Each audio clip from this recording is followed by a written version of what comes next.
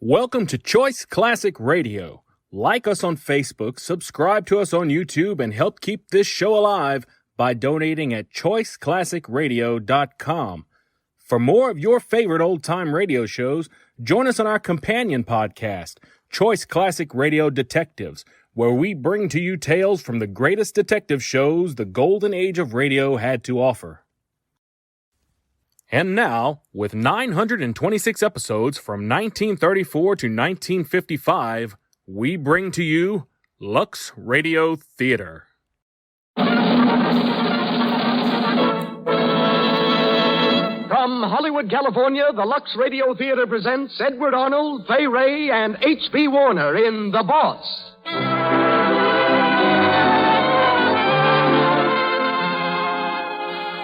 Lux presents Hollywood.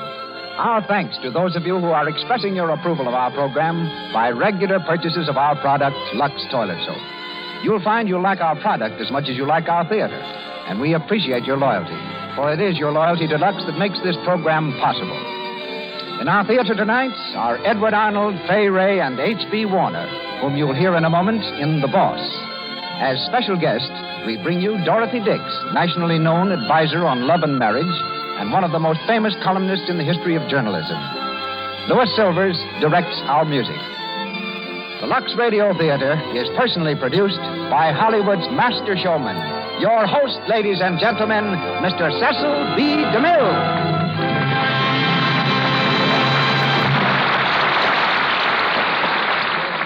Greetings from Hollywood, ladies and gentlemen. Edward Arnold has long been familiar with the role of Mike Regan in Edward Sheldon's melodrama, The Boss, which we present tonight. As a stock company actor, Mr. Arnold played the role in St. Paul and Utica, where it served, somewhat ingloriously, to take him from the stage to the screen. He arrived in Utica, worn out from 2 exhausting years of work and worry. He was further distressed by an offer to make silent pictures, which he didn't know whether or not to accept. It all had a devastating effect on his performances in The Boss. Try as he would, Mr. Arnold couldn't get through an act without forgetting his lines. The rest of the cast was frantic. They begged him, they flattered him, they threatened him. Eddie, in turn, promised and tried desperately and failed. At last he confessed it was the movie offer that was upsetting him, and earnestly asked his furious director what he thought of his chances on the screen. "I don't know," the director exploded. "But if you do accept, you'll be doing a tremendous favor to every actor and director in stock." This appeal to his public spirit so touched Mr. Arnold that he left the stage, became a film star, and fooled his old associates by turning into one of the most dependable actors on the screen. Our other stars are Fay Wray and H.B. Warner. Miss Wray advanced to stardom from Hollywood High School. While still a student, she played extra parts, and in turn became a Western heroine, a feature player, a comedienne, and finally a star. In our play, she's Emily Griswold.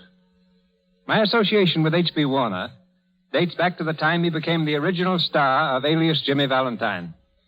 When we both came to Hollywood, one of the first roles he played for me was in The Ghostbreaker, in which he was locked in a prison cell with 12 large rats. The property man was unable to get any black rats, so we secured some tame white ones and covered them with lampblack. But while we were shooting the scene, the fastidious rodents, instead of attacking Mr. Warner, calmly sat up on their haunches and proceeded to lick off the lampblack with apparent delight. Since then, he's become celebrated for his spiritual characterizations, starring for me in The King of Kings, and recently for Columbia Studios in Lost Horizon. For us tonight, he plays the Archbishop. And now the Lux Radio Theater presents Edward Arnold in The Boss with Fay Wray and H.B. Warner.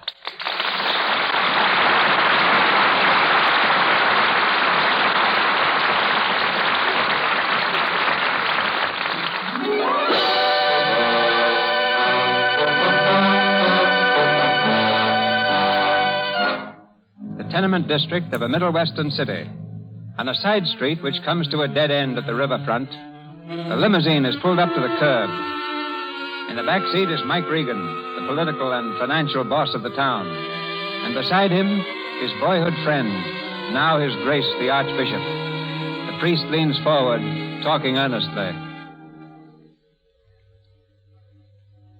And there you have it, Michael. It's not a pretty picture, is it? Now the whole district and every shanty in it is rotten to the core. I don't know how they live in them. And you see, they can't help themselves, Michael. They can't lift themselves by their bootstraps. It's up to us. Michael, when you see what conditions are like... Wait a minute, Your Grace. I don't like to interrupt, but you don't have to tell me about this district. I know, Michael. You were born here. Well, so was I. But it's a long time since you've been back. Now, what do you want me to do? Is it money? If it is, just say the word. Well, money would help, of course, but I was thinking of something else. Yeah? You're a big man in this town, Michael. Half the men in this district have jobs at your mill. I was hoping you'd, well, take more of a personal interest. Oh, now, Your Grace, I can't do that. That takes a lot of time. Is your time more important than the lives of 8,000 people, Michael? Well, it's my time that gives them jobs. Where'd my company be, Your Grace, if I was puttering around down here every day? I can't do it. But I'll tell you what I can do. You want me to help these people, and I will. You just tell me how much it'll take. Hey, there's a girl trying Emily Griswold. Oh, open the door, Dugan. Yes, Good morning, Your Grace. Good morning, Emily. Oh, don't get out, please. That's all right. How are you, my dear? Well, I saw you sitting in the car, and I just wanted to ask you to drop in on Mrs. Holloway, if you could. Is she bad again? About the same. There's no hurry. I'll run in and see her. Oh, this is Michael Regan, Miss Griswold. How are you? Miss How do you Griswold do? has been helping us out in Shantytown. Oh, is that so? One of our very best social workers. Well, I do what I can. It's not very much. I've just been talking to Michael about taking a personal interest in things down here. Oh, that's splendid. I'm so glad you're going to, Mr. Regan. Huh? Well, I didn't exactly say There's it. so much that can be done. If only people would understand that money alone doesn't help very much. Oh, yeah, that's right. Yes, that's just what we were saying. But, Emily, perhaps you and Mr. Regan ought to talk things over. Why, of course, any time. I've a lot of ideas, Mr. Regan. Oh, well, that's fine. What about tonight? Oh, I couldn't tonight. Tomorrow? Well, I'm pretty busy all day. But I usually go for a ride in the park before breakfast. You mean a horseback ride? Why, yes. Well, it's a little out of my line, but I've always wanted to try it. Well, good. I'll see you then. Yeah, sure. Goodbye, Your Grace. Goodbye, Emily. Well, Michael? She's a nice girl, isn't she? Huh? Real high society, huh? You meet all kinds in social work. Yeah. Well, I'm glad you've changed your mind, Michael. Yeah, Oh. You wouldn't fool me, would you, Your Grace? Oh, you won't regret it, Michael. No, I don't think I will. No.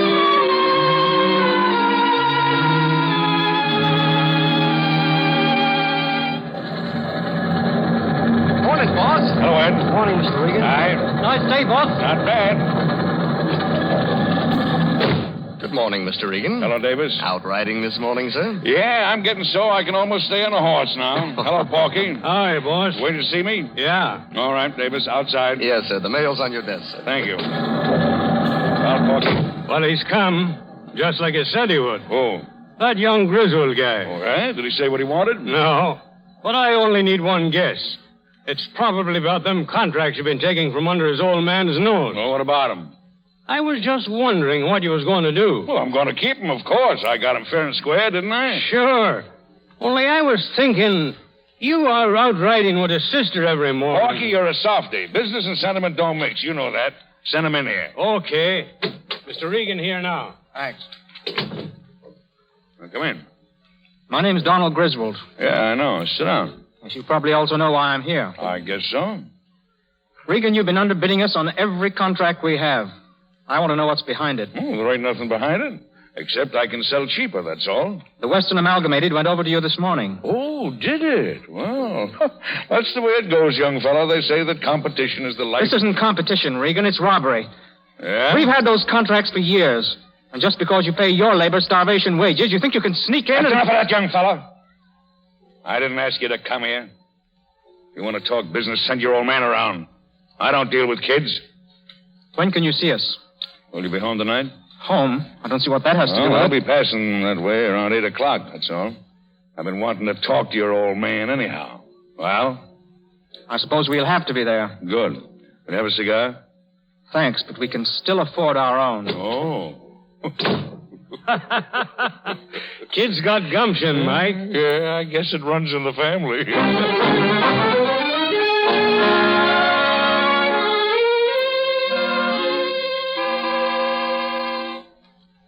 So he's coming here. He insisted on it. I know what's in his mind, Dad. He thinks because he's got us in a hole, he can use us for a stepping stone. Well, he won't. Donald, my boy, there's no use in getting excited. Regardless of what this man Regan He's is... a dirty, blackjacking swindler. Regardless of that, he has us right where he wants us, Donald. Those notes, they're due on the 1st. If we fail, I can't meet them. Those banks will go under like that. We can't take that chance, son. Yes, I know. If we only had time. If I could only get him to keep his thieving hands off the Western contracts for 1 month. That's all I'd need. Just a month. What could you do? I'd get his men out on a strike. Oh, you couldn't do that. Couldn't I? They're like a powder magazine just waiting for a match. How many of them are there? Over 3,000. And sick to death of being rounded up like steers with a gang of toughs for cowboys. You know why those people in Shantytown can't buy food for their kids? Because Regan pays the men starvation wages and then takes it away from them in rent. He owns the whole district and charges them sky-high prices for living quarters that aren't fit for animals. Are you sure of that? That he really owns that property? Yes, of course I am. Oh, he's kept it quiet, all right. He's afraid it might interfere with his social climbing. I tell you, Dad, that wait. fella... Come in. Yes, Mitchell? I beg your pardon, sir. There's a Mr. Regan to see you. Oh. Show him in, please. Yes, sir. You'll find Mr. Griswold in the library, sir. Okay, here's $1 for you. Oh, no, sir. Oh, go on, take it. I'm sorry, sir, but I can't. Okay, buddy, it's your loss. Got a snipe. Quiet, Donald. Hello, gents. How do you do, Mr. Regan? Good evening. Sorry I'm late. Pretty busy these days. Well, this is certainly a nifty layout you got here, Griswold. Real class. Sit down, Mr. Regan. I don't want to take up too much of your valuable time. Okay, let's get at it. I'll go straight to the point, Regan. I've been handling most of the grain that lands in this city for nearly 25 years. But I'm afraid I'm too conservative to fight the conditions you've created. You've beaten me, Regan. Well, what about it? Just a moment, please. I want to make the situation perfectly clear.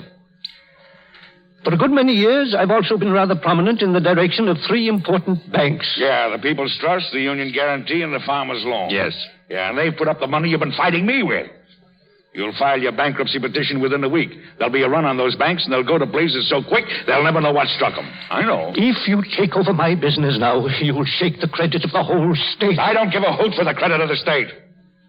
I can hang on through any run. Mr. Regan. But you can. Say, do you know where a run would land you? Right in the county jug, with a steady job as a laundryman washing undershirts. Regan, give me 6 months before you take over the Western. I have some loans coming in. I'm sorry, mister. 4, then. At the end, you'll get the business just the same. Sure. But I think I ought to make a moral example of you, Mr. Griswold. What? Yeah. What do you think the folks in the Fourth Ward are going to say when they hear that all their savings have gone blah?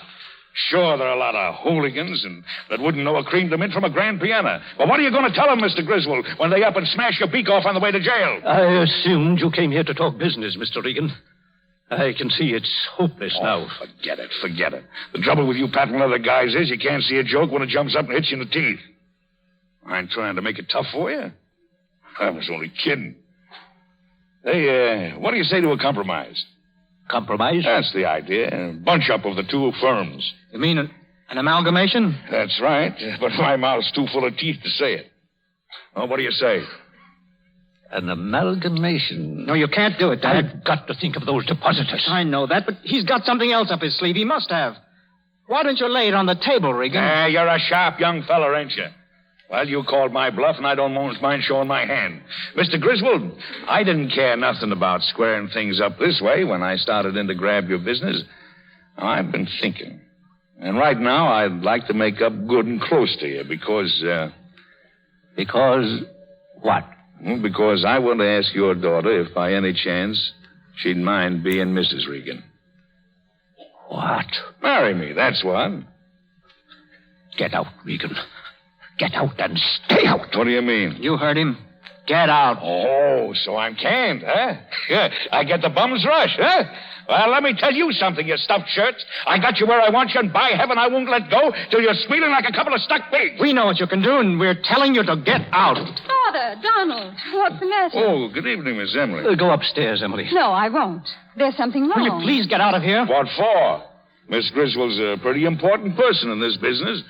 Let's see what she's got to say. About what, Mr. Regan? Emily, I my guess dear. I better do the talking, mister. Listen, Miss Emily. Well? I ain't seen you more than 4 or 5 times, but I'm no slouch when it comes to making up my mind. So here goes. I'm 38 years old, never had a sick day in my life.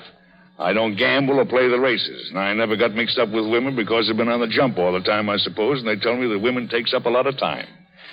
But now I'm getting along, and I've made my pile, and I feel like settling down and having someone pour my coffee in the morning and put my carpet slippers on the radiator at night. You mean... I guess you're wise. I want you to marry me. To get a social position for his dirty politics. Young fellow, I can put this through without your button in. I know you can help me, Miss Emily, and I ain't ashamed to say it. But that ain't the reason I want you. Isn't it? No. I'm crazy about you, that's why. Yes, he's offered to buy you, Emily. He's offered Dad a partnership. I've offered him more than a partnership, young fella. I've offered him a chance to hang on to his good name. What do you mean? It's nothing, Emily. No, nothing. listen, Mr. Griswold. Your father's borrowed money from 3 banks. He just happens to be a director in them, that's all. When he goes bankrupt, they'll stop payment, and Mr. Griswold, the ex-game king, will hide his head in shame. Dad! What's more, those laborers of mine that you're so stuck on in Shantytown, they'll lose every bit of dough they ever managed to scrape together. Dad, is this true? Yes, Emily. But they have so little. It means everything to them. I don't suppose there's anything else you'll take, Mr. Regan. You wouldn't offer that partnership on any other basis. No, ma'am, I wouldn't. But I'll tell you what I will do. You take me up on my proposition, and I'll do better than a partnership. I'll give your father back half the contracts I took from him. On the day of our wedding, I suppose. Emily, don't be a fool. I'm not a fool, Donald. Good night, Mr. Regan. You mean you won't? I said good night, Mr. Regan. Okay. Good night.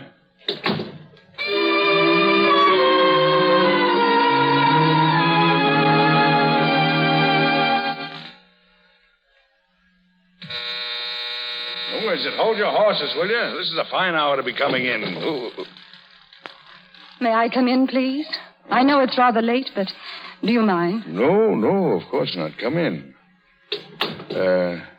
Sit down, won't you? Thank you. I've come to tell you that if you still want me, I'm willing to take your proposition. You mean it? Yes. You mean your father... My father doesn't know anything about it. I see.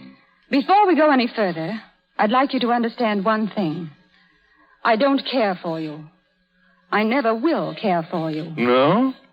Well, that didn't seem to worry you before. Oh, no, go on.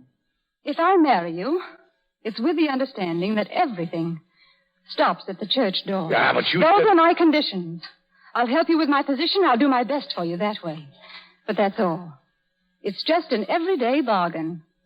If you want me, on that basis, you can have me. Well? Huh. That's a pretty sharp offer you're making me. But I'll take it just the same. On those terms? I always take what I can get. And then I always get a little more. You won't. This time. No? All right. I'll take my chances on that.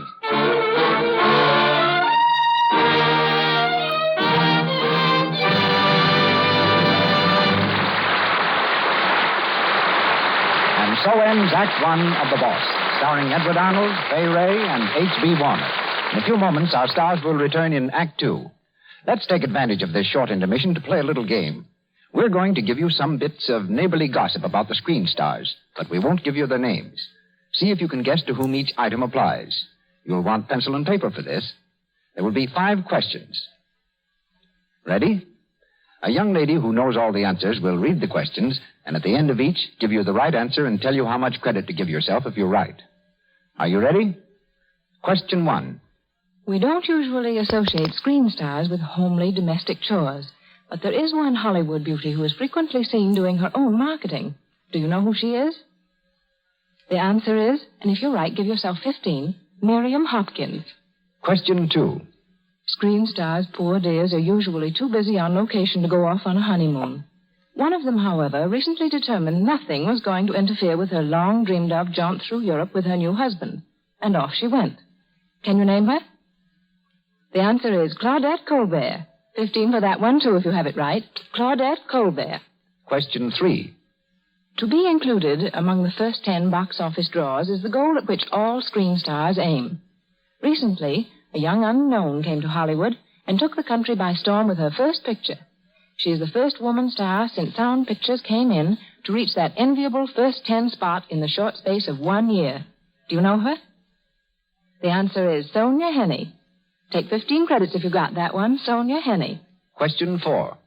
One of our most charming Hollywood lovelies has 2 sisters in pictures. Equally lovely, but not as well known.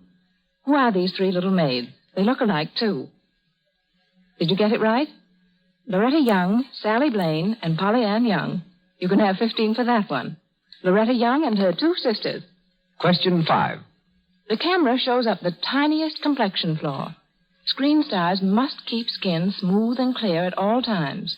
What famous screen stars use Lux toilet soap to guard their priceless complexions? I know the answer to that one. There are too many to mention. For actually, 9 out of 10 screen stars use Lux toilet soap. These famous beauties wouldn't dream of letting their pores become choked with dust, dirt, and stale cosmetics. They know that pores choked in this way cause cosmetic skin, dullness, tiny blemishes, and enlarged pores. Lux toilet soap's active lather removes thoroughly dust and dirt, stale rouge and powder, leaves skin soft and smooth. That is certainly the right answer, Mr. Ruick. You can take 40% for it, and so can all the women in the audience who got it right. That brings us up to 100%, and that's as it should be. For Lux toilet soap is mighty important to women everywhere. It helps them score 100%, helps to put them over the top. And now, Mr. DeMille and our play. We continue with The Boss, starring Edward Arnold, Fay Ray, and H.B. Warner.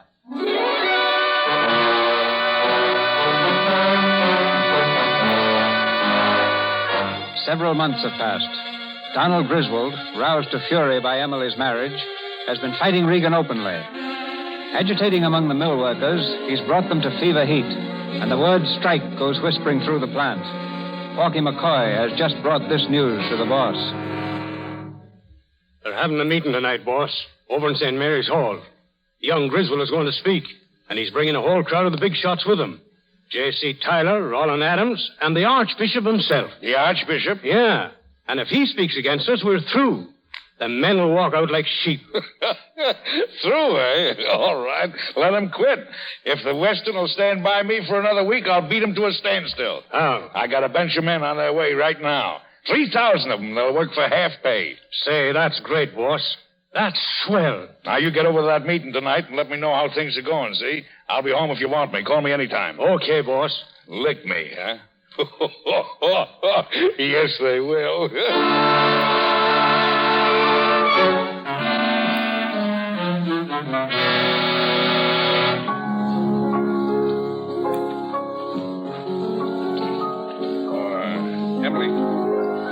Emily. Yes? I ain't interrupting them, am I? Oh, no, it's all right. Hey, you're looking swell tonight. You know, I kept watching you at the dinner table and saying to myself, she's got all the other dames in this town lashed to the mast. Thank you. You know what day this is, Emily? Day? Yeah, it's October the 29th. Well? Well, think back 6 months and, well... Oh, yes. Yes, I'd forgotten. Yeah, well, I ain't. So I took the liberty of buying you a little something. Look, Emily, it's a pin. What's the matter? Don't you want it? Thank you, Michael. You ain't even looked at it. It's a diamond frog with emeralds in it. Look. Here, let me put it on. Oh, no. If you don't mind, I'd rather not. I see. That's the second thing I bought you that you won't wear. You're certainly not breaking down any, are you? You said you'd take your chances. No, I'm not beefing, but I thought... Okay, Emily. I won't bother you anymore. I'm sorry, Michael. But that's the way it has to be. Mr. Regan, sir. Well? There's a call for you, sir. Will you take it in here? Yeah. Yes, sir. Hello? Yeah, Pokey. What? Oh, yeah. Sure. I'll see him. Yeah, I'll see him in the office in 10 minutes. I gotta go to the office. I guess you don't mind much. What's the matter? Oh, they're sending a striker over to give me their terms. Their terms. You're not going down there alone. Yeah, You can't do that. You mustn't. Why? Well, I don't want any trouble, Michael. Oh. You know, for a second there, I thought you was thinking about me. I'll call you later.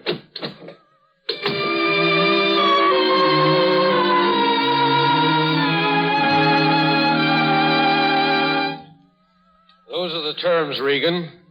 They're waiting for me over at the meeting. 8-hour day, 2 shifts, and a 25% raise in pay. Is that all? That's all. Don't you want my watch and chain, too? We don't want nothing that ain't ours by rights. Who framed that resolution? Griswold, I suppose. I ain't saying. Well, what's it going to be? You want my answer, huh? Yeah, and if it ain't the kind we like, we'll soak you all the harder later on. Well, come on, Regan. What do you say? I don't say nothing. My right hand does all my talking, and here's your answer now. Come on, get up, you sneaking tripe. And take my answer back to Griswold. Come on, get up, do you hear? What's the matter with you? Come on, do you hear me? Come.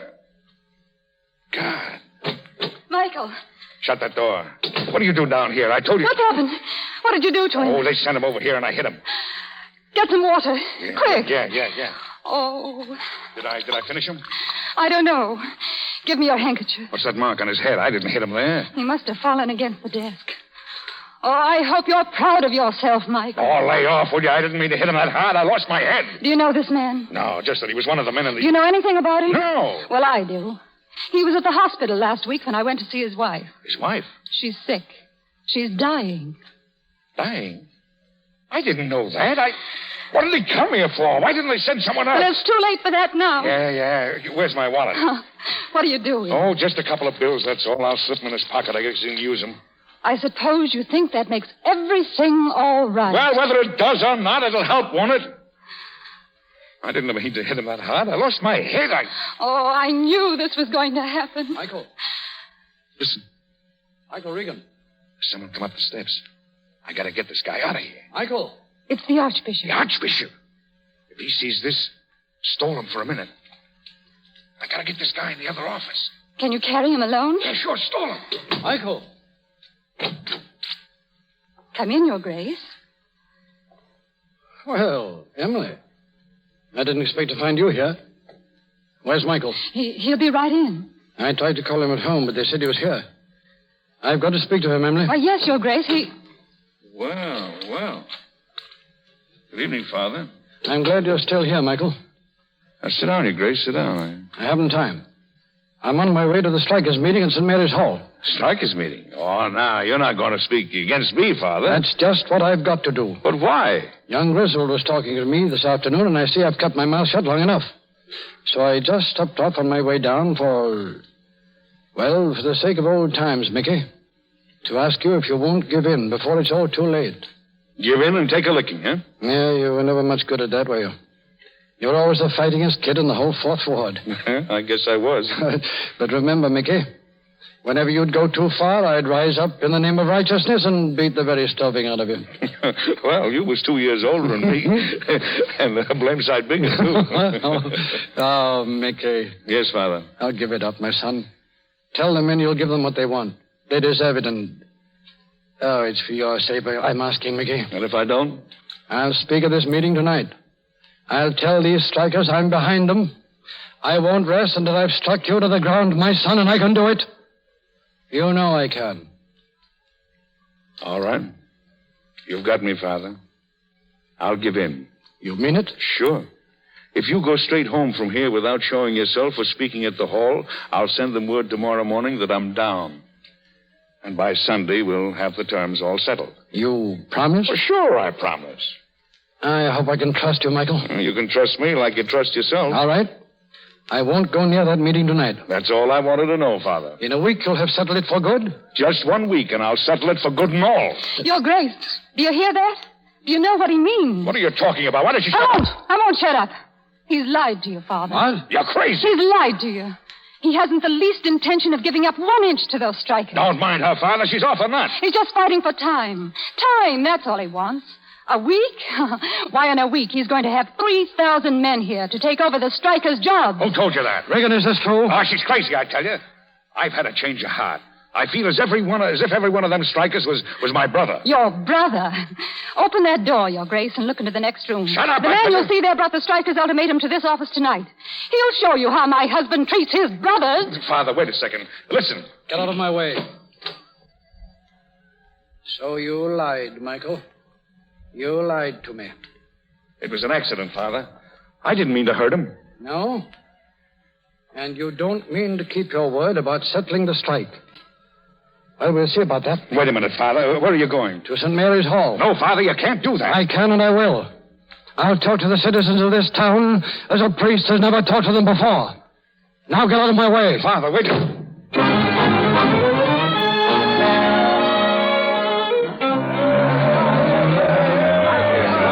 You've heard these men speak to you. You've heard me. We've all told you that a strike is the only solution. Quiet! Now listen to a man whose one thought in this world is the welfare of his people. His Grace, the Archbishop.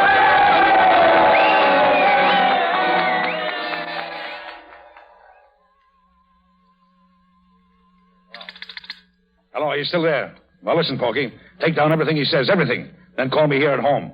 Yeah. Michael, Oh, come on in. I've taken care of that man. Oh, how is he? He'll be all right. Well, then that's okay. Yes. You did a good job. Yeah? You didn't do so bad yourself. The Archbishop is down there at that meeting speaking against me now. That's pretty good, too. Turning against your own husband. Trying to soak him every way you could. Oh, that's not true. I did it for you. Yeah, and I treated you well. And I done everything I thought you wanted, big and small. And I kept out of your way as much as I could, sneaking in at the back door night after night, taking off my shoes when I went upstairs, beating it from a room whenever I heard you coming. I've tried to make living here easy for you, and it's been no cinch for a man like me. No cinch, I'll tell you. And that's the truth. And now what do I get? You lie low, waiting for the chance. When you see I'm breathing hard and scrapping with both hands, you up and stick a knife in my Stop back. it! Stop it! Well, and it's so. Wait. Listen, there's something I want to say. I've hung on to myself for 6 months now. I've done my duty by you the way we agreed and shut my eyes to everything else. But I've come to the end. I spoke out tonight because I couldn't help it. Do you hear? I couldn't help it. And I'll go on that way. Unless you give up this shameful fight. Give up? I don't know how. Then I'm through with you, do you hear? I'm through with you. Hello. Oh, I've been a fool. I've been a fool even to hope Oh, that it shut up. might... I can't hear. Hello, Porky. Did he speak yet? What did he say? Yeah? Yeah? Oh. I suppose they're walking out on me, huh? Leave me flat, huh? What's all that noise? Cheering. Cheering, huh? Cheering. Michael. Oh, Michael. Oh, go away. Go on. Beat it and let me alone. Come in. Telegram for Mr. Regan. Telegram. Give it to me. Give it to me. What is it? Michael, what is it? What's the matter? It's the Western. They've canceled my contracts. And they've gone back on me. Now I am finished. I'm smashed. Go on, tell me you're glad. Go on, get it off your chest. And laugh. Why don't you laugh? Go on. Don't be scared. I can't hurt you. I can't hurt nobody anymore. I'm done. I'm done.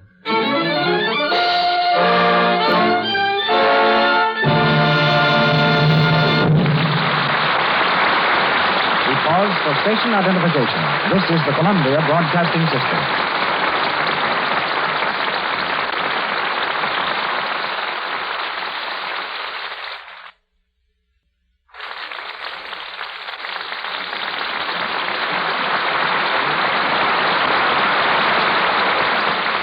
And so, ladies and gentlemen, the second act of our drama comes to its close.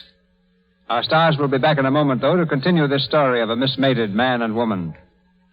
Into the Lux Radio Theater now steps a lady internationally known for her advice on matters of marriage.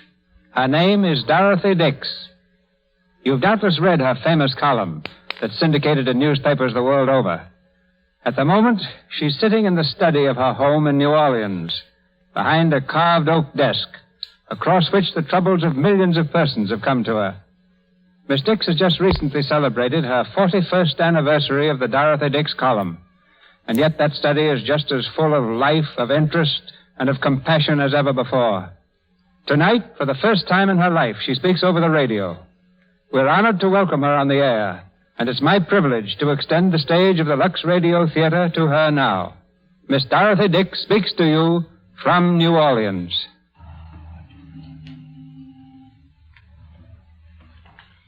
Thank you, Mr. DeMille. True, this is my first experience in speaking over the radio, and I feel that I'm a little advanced in life to undertake an active role in that very young field. Usually, I just listen, and as a listener, I've enjoyed many of your Lux plays. They're as fine in the field of entertainment as your Lux soap is in the field of beauty. Your play this evening interests me particularly. I have never heard the boss before, and I don't know how his problem is going to work out. However, I've known many Michaels and Emilys, though their problems have varied in 1,000 ways from the one we find in this particular drama. Although it is not possible to cover uncongenial marriage with one blanket of advice, I do want to say something about husbands and wives who find themselves at odds with each other. All their dreams of happiness shattered, and who are tempted to call marriage a failure and throw up their hands and quit cold. I contend that this is nearly always a mistake, and that there are very few marriages, even if they've gone on the rocks, that cannot be salvaged. How would you do this? Of course, there is no foolproof recipe for making a marriage a success, but there are a lot of things you can do that will help to keep one a going concern. And my first suggestion is not to be in too great a hurry to buy a ticket to Reno.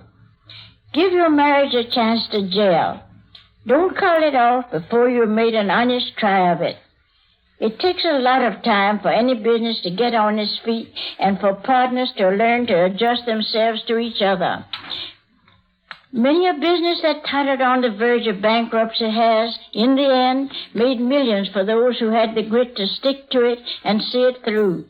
And many a marriage that gets off to a bad start finishes in a glorious burst of happiness. My second suggestion is treat your husband or wife as you would like to be treated. If you crave affection, be a great lover yourself. If you hunger for appreciation, never forget to show it.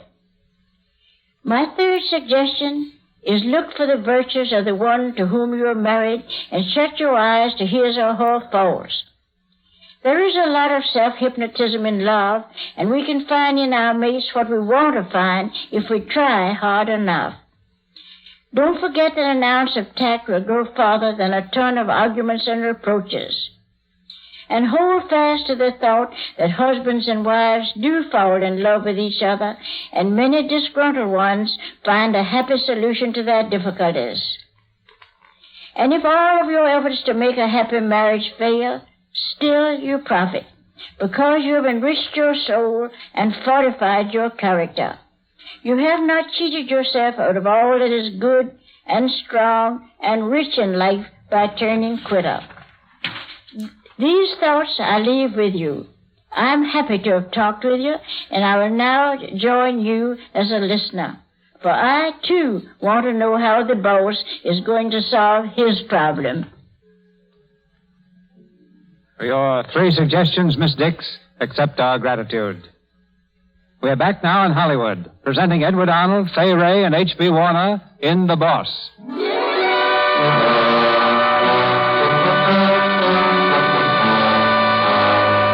It's early the following morning, and Mike Regan has rallied himself for a last desperate effort.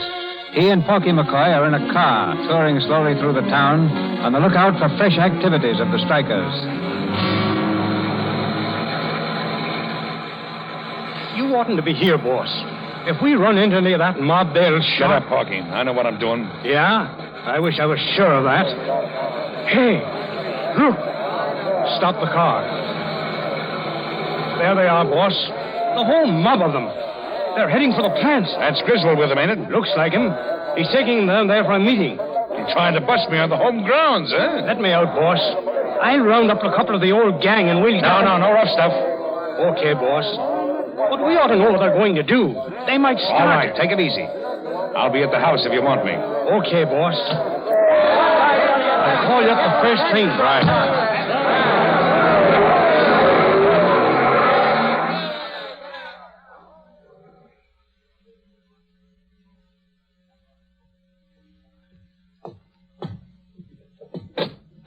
Michael? Hello, Emily. I've been waiting for you all morning. What for? To tell me you're sorry? Yes. Well, you don't have to. I don't need your sympathy. Not until I'm licked. You mean you're still going to fight? Still? I'm just starting. And it's going to be a swell show. You know what I'm going to do? I'm going to turn the grain traffic from this town to Montreal. What? Yeah. I sent a wire last night to the shoreline, offer them half-present rates if they'd unload at Montreal. I'm waiting for an answer now. Half rate? But will it pay? Hey, who wants to make it pay? All I want to do is get back at this town, and that's what I'm going to do. I'll show this town. I'll strip it clean. What do you mean? I got over $6 million invested in this place, and when I skip, my dough skips with me. You see? No, I don't see. I don't see at all. Well, then listen to this. A lot of that dough is in mortgages, overdue mortgages. Michael. Yeah. And before I leave here, I foreclose on every one of them. You wouldn't. No, watch me. Whose mortgages are they? Oh, just little ones down around Lake Street. Lake Street? Why, that's Shantytown. Sure, what about it? Well, what's going to happen to those men? The men you've employed for years. You mean the men that started the strike and beat me? They're going to lose their happy homes. That's what'll happen to them. Michael, you can't. They're the people that made you. You can't ruin them just to satisfy your own miserable little idea of revenge. Yeah, that's it, revenge. I'm going to squeeze them until I hear their bones cracking. You won't. You won't, Michael. I married you only to help those people. And I'm not going to see my sacrifice go for nothing. Now, how are you going to help it? Well, I don't know. I don't know anything except that I'm your wife. And you can't do this. I'm your wife. My wife? Yeah, that's a good one, that is. I guess if you was my wife, I might act different. You say you feel sorry for them strikers. Well, let me tell you right now, there's not one of them that ain't got more than I have. He's got someone to love him. What have I got? Nothing. Michael, listen to me. I'm sorry for everything, really I am. I should never have married you with those conditions. But I'll change now. I'll be different. Different? Don't you want me to, Michael? Emily, do you have to ask me that? Sure, I want All right, then. I will. Emily. But you'll have to give up this idea of yours.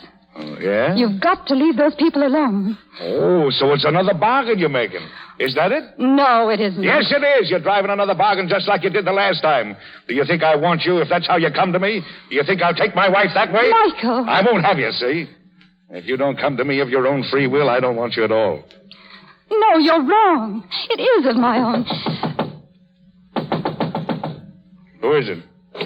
Mr. McCoy to see you, Mr. Regan. I can't see him now. He says it's important, sir. He seems rather upset. Yeah? Well, what did he...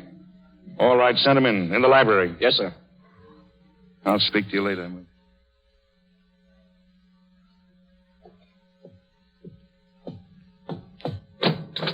Boss. All right, Porky, what's on your mind? Boss, it's about young Griswold. Yeah, well, come on, spill it. He got the crowd down at the plant, boss. He got up on a barrel and sailed into you. Said he was going to lick you. Call you all the dirty names you could think of. I guess I sort of went off my nut and Well, go on. I heaved something at him, a bottle. I heaved it and it caught him in the head. What? He went down. What happened then? Tell me, is he all right? I don't know. They took him into Dugan's Cafe. Then the ambulance came and got him. You fool! I didn't mean to do it. Honest, I didn't. But they're coming down here, boss. The whole crowd of them. They're heading this way, and I... Shut up and listen to me. Did anyone see you throw that bottle? No. It was all looking at him. I was on the outside of the car. Then it's all right. Go home to your wife and kid and keep your mouth shut, do you understand? If there's any trouble, I'll take care of you. Gee, thanks, Mike. I knew you'd fix it up for me. Go on, get out the back way. I'll take care of you. Oh, Emily, I want to talk to you. Michael, what's the matter? What do you mean? Look out of the window. That crowd of strikers. What do they want? Well, it's all right. Just take it easy. They found out about the mortgage. No, it's nothing like that. Sit down, and I'll tell you about it. What is it? Tell me. Well, it's about your brother. What's happened to him? Well, he went down to the plant to talk to the men. Well? And he was saying some rotten stuff about me, and they began firing things. Porky says it was a bottle that caught him in the head. They got him in the hospital as quick as they could. Oh, you did it. You told them to do it. Emily, you don't believe that. You don't believe I done a thing like that? No, you don't. You can't. Don. Oh, I never Don. knew a thing about it till Porky told me. I wouldn't have had it happen for anything. Oh, Emily, listen to me. I got the whole town lined up against me. I'm all alone. But if you will believe me, Emily, I don't care. And I will be different, too, from now on. I'll be as different as I know how. I'll throw up the Montreal deal. I won't foreclose any mortgages. I'll do anything you want me to if you'll only believe me. Emily. Don't touch me. Emily. Don't come near me. Oh, you don't think I done it. You don't. You did it. I know you did it. Oh, but just a moment. Get out of the way. Mr. Regan? Yeah. I'm Inspector Kennedy from Police Headquarters. I've got a warrant here for your arrest. You'll have to come along, Regan. Well, can you wait a minute, please? Just a minute. Emily. Emily, listen to me. I didn't do it, so help me God, I didn't. Emily. All right, Inspector. I'm ready now.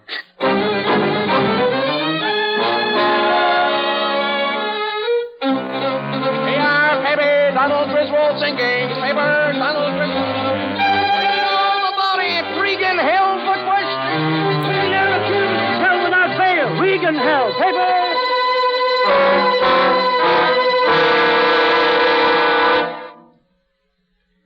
Michael, why didn't you tell them the truth? They'd let you out of here right now if... If I turned around and blamed some poor sucker who don't know any better? No, Your Grace, I'm the guy that's responsible. I'm the guy that's taking the rap. That's the way it is, and that's the way it's going to stand. And still I say you didn't do it. Oh, what makes you so sure? Because I know who did. Oh, you do? Yes, a priest comes to know these things, Michael, even though he can't speak of them. Well, what of it? It's a fine sacrifice you're making, my son, but it may turn out to be greater than you think. You mean if Griswold dies, huh? Yes, Michael. Yeah, I know. They'll hang me high in the kite. So, what? Porky's got a wife, he's got a kid, he's got everything to lose. And you? Me? I never had anything to begin with. Michael, if you won't help yourself, there's nothing I can do for you. That's right. I don't want any help. I don't want anything, Father. Very well, my son. Oh, Father, wait. There is just one thing. Yes? I'd like to see Emily again. Would you ask her to come? I don't guess she'll do it, but I'd like to see her just once. Very well.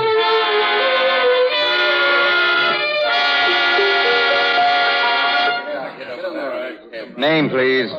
I'm Mrs. Regan. There was supposed to be a pass for me here. Yes, ma'am. Here you are. The guard will show you to his cell. Thank you. Any chance yet, officer? You'll have to wait, McCoy. McCoy. Oh, hello, Mrs. Regan. Are you waiting to see him too, Porky?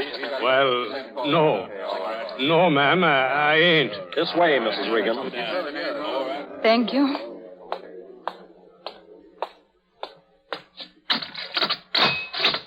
Five minutes, Mrs. Regan. Emily. How are you, Michael? Oh, I'm all right.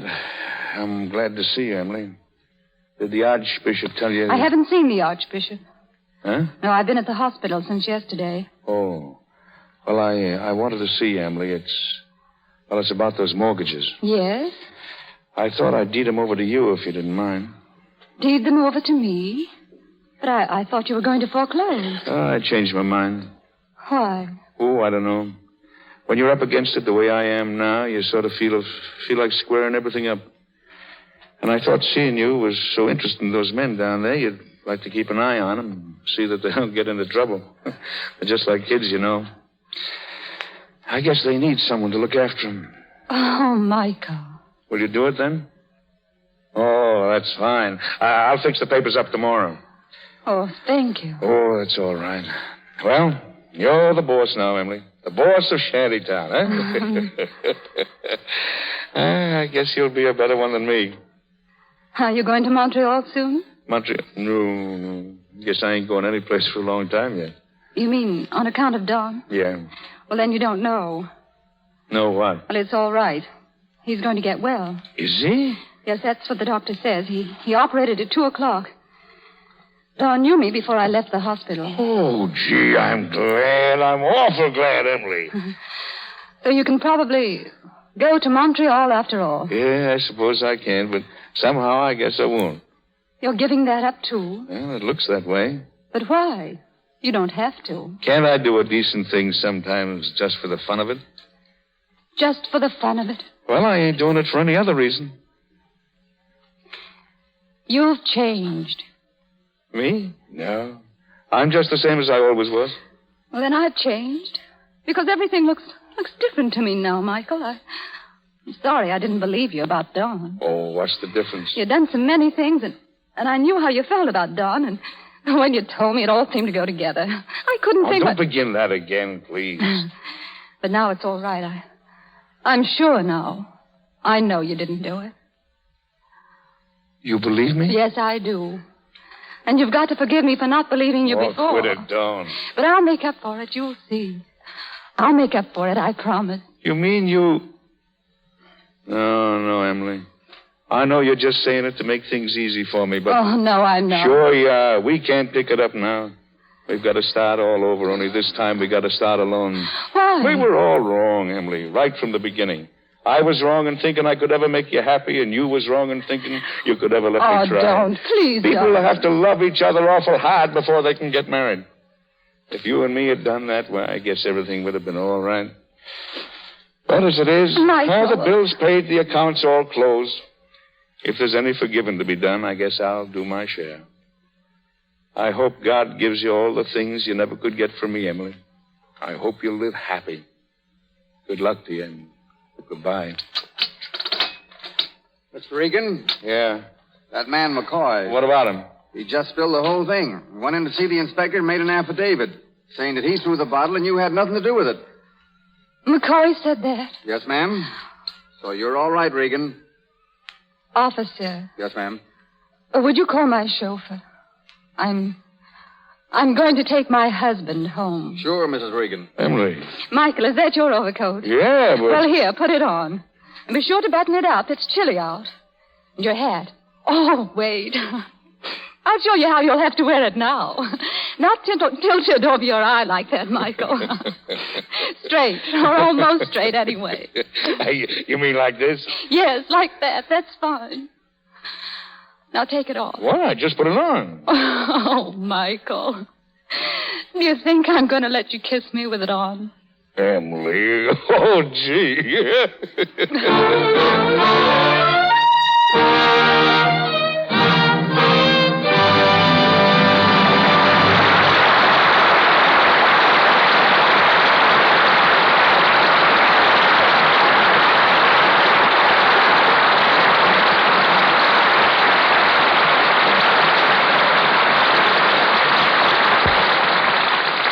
And that, ladies and gentlemen, concludes our presentation of The Boss and paves the way for a personal meeting with Edward Arnold and Fay Ray. Many thanks, Mr. DeMille.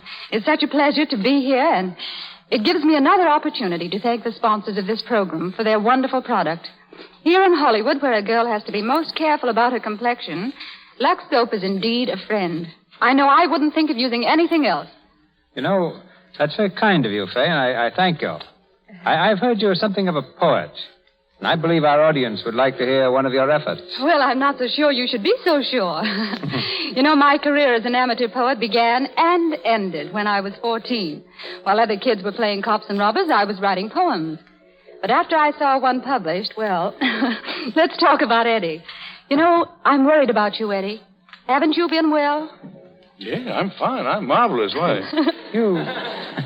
Well, you seem a little thinner than the last time you were here. Yes.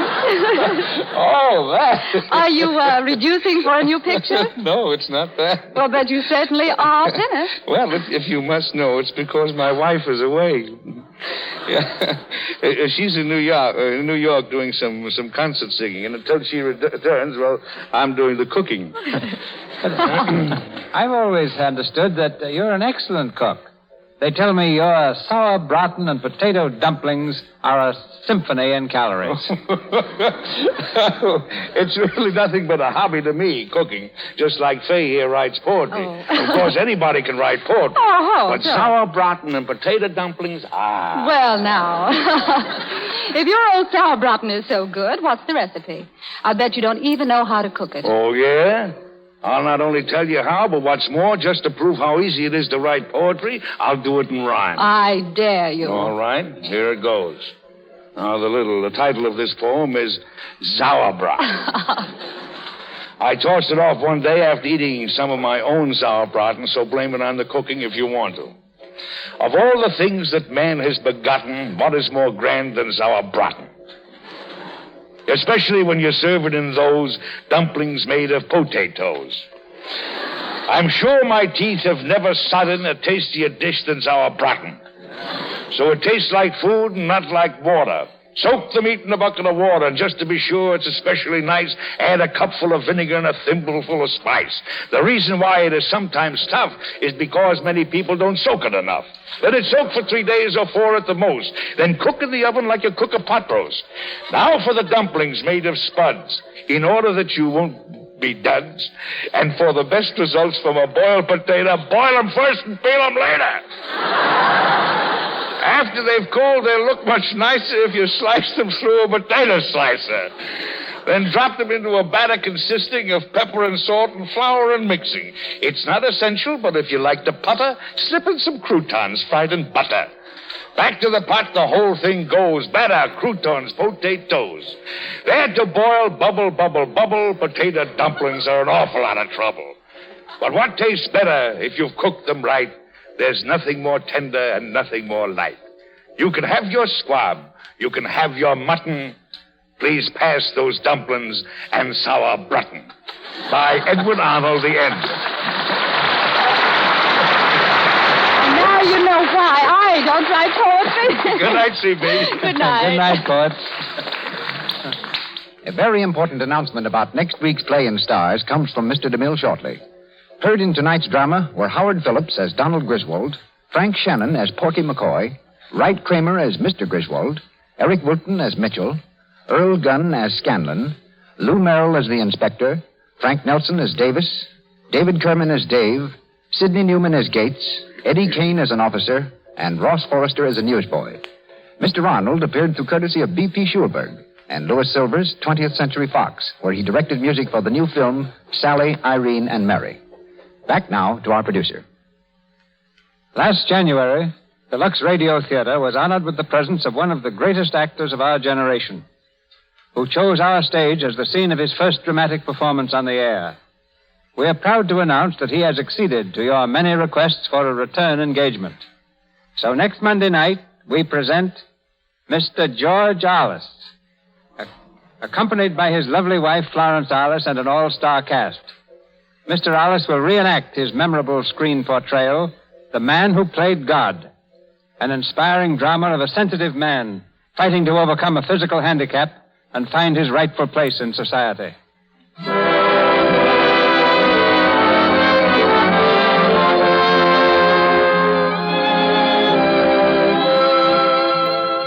Our sponsors, the makers of Lux Toilet Soap, join me in inviting you to be with us again next Monday night when the Lux Radio Theater presents George Arliss in The Man Who Played God with Florence Arliss.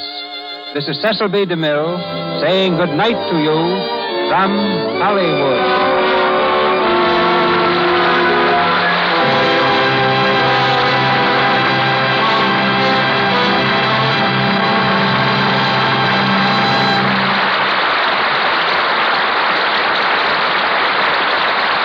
Has been Melville Ruick. This is the Columbia Broadcasting System.